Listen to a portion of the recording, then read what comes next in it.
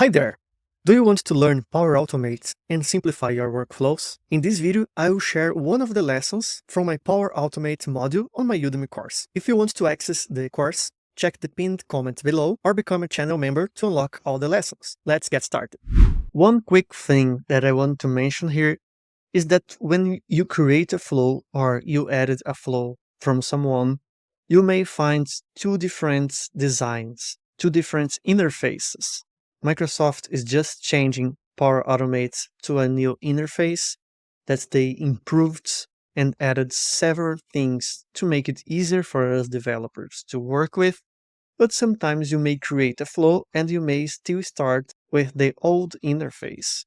The idea is the same. We have triggers and actions, just the places where the things are configured that's changed a little. In the following lessons, I will try to do always in the modern design. Even if the flow starts with the old design, I am going to change to the new design.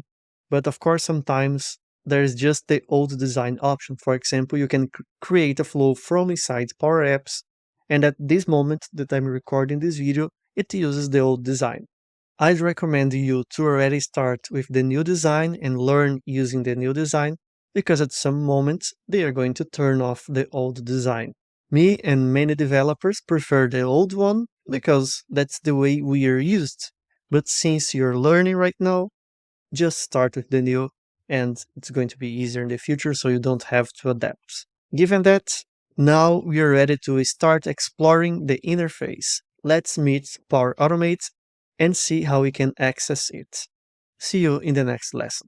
Do you want to watch the classes without any interruptions? By becoming a channel member or purchasing the course, you can watch ad-free and support the future of my content creation. Check out the link in the description and in the pinned comment to get started.